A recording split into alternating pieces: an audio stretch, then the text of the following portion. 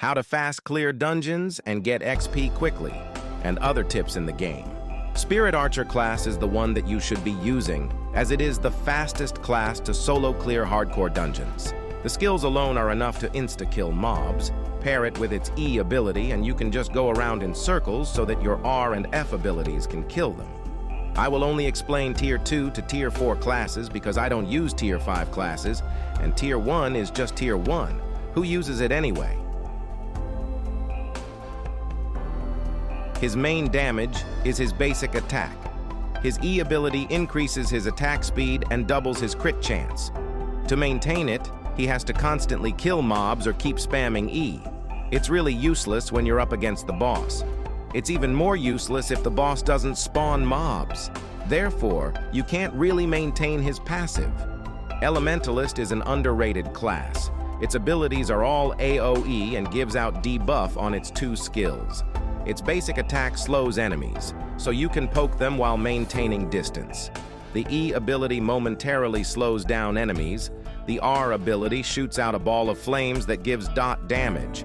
The F ability is decent, but it takes a while to activate. The ultimate can basically leave the boss in half of its HP if you have a decent weapon and armor. Just don't use this. His playstyle isn't worth the grind, unless you're a bored dude who has a weird niche. Paladin is a great class, but his only main source of damage is a golden beam that has the aim of a monkey, unless you have perfected its use. Overall, he can clear hardcore dungeon. It's just that it will take a while. If you use Mage of Light, then you're a masochist. Don't use it if you are not a masochist. Berserker skills hinders his potential. Fighting in a hardcore dungeon using Berserker is not a good choice. His skills makes him perform the action while standing still.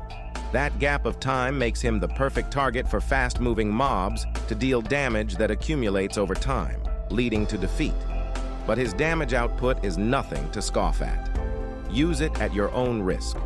Currently, Dragoon has a bug with his E that bugs him while he finishes his E skill, and that makes it harder to use the combo. Don't use it for now, and wait for the devs to patch it. Personally, the Demon class is shit. Objectively, his skills can both sustain him and swiftly kill the mobs with his curses. His E skill sacrifices a portion of his life to increase his damage. R and F skills are both singular and multiple targets, depending on how close you are to the mobs. His ultimate is no joke. He transforms physically and his skills change. His basic attack was also enhanced, making it hit more enemies in a wider range and hit the mobs on the back. Lastly, Spirit Archer. Her E lets it hit multiple targets when mobs are huddled together. R summons a ticking time bomb, while F summons a rain of arrows in a designated area. Her E skill lets her target 6-7 mobs, according to what I know. Her ultimate alone is beneficial for her skill sets. To maximize her ultimate, have 6 arrows on her back. You can tell if her ultimate stops at the number 6. To get 6 arrows, you must use her skills and basic attack. To use and to not use is entirely up to you. I only shared my opinions based on what I knew and their performance. Moving on with the tips. Firstly, whenever you use a skill, don't dash, because sometimes your skill won't register. I tried this in different classes and only managed to make it happen on Elementalist, Spirit Archer, and Berserker. Second, don't upgrade your weapon and armor if they are only Tier 2 to 4. Only upgrade it when they are Tier 5. Do not waste your money on Tier 2 to Tier 4 weapons and armor. Third, if your Tier 5 weapon or armor has perks that you can't throw away because of how good it is, then keep it. It's better to have a reduction of specific damage rather than having more HP. Always prioritize the good perks rather than the HP. HP is useless if you don't have any damage reduction.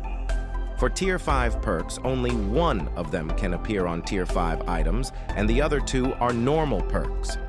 But if your item has one of these and has a higher percentage at that, then don't throw it away. Get a better one with either the same perk with the same percentage, but the item is superior than the previous one, or something entirely better.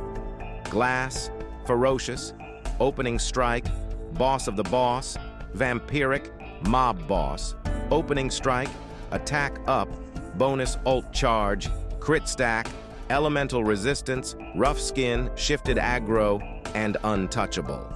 For normal perks, I'd recommend these perks as defensive perks. Elemental resistance, resist knockdown, untouchable, rough skin, shifted aggro, and damage reduction. Then for the support and buff type perks, I'd recommend these. Bonus walk speed, bonus ult charge, prioritize this one, crit stack, attack up, burn chance, and poisonous thorns. The higher the percentage a perk has, the better. Then we move on to what perks you need to have on armor and weapon. For the armor, have at least one defensive perk, one support or buff perk, and one tier 5 of your choosing. For the weapon, I'd suggest one support perk and one buff perk. The tier 5 perk has to be one of the following: Glass, Mob Boss, Opening Strike, Boss of the Boss, and Ferocious. For my build, I'd get my armor perks as a defensive one and my weapon as the offensive build. This is entirely a recommended tips. How you want your items to be is up to you. Notes that you need to remember: higher percentage is greater than a normal perk. Tier 5 perk is greater than a normal perk with a higher percentage. Shifted aggro with a negative gives you less aggro on mobs, while shifted aggro with a positive gives you a high chance to aggro mobs. Elemental resistance is better than having all the resist perks, except resist knockdown. Elemental resistance won't affect resist knockdown because it is not an elemental status. Elemental resistance only affects elemental status.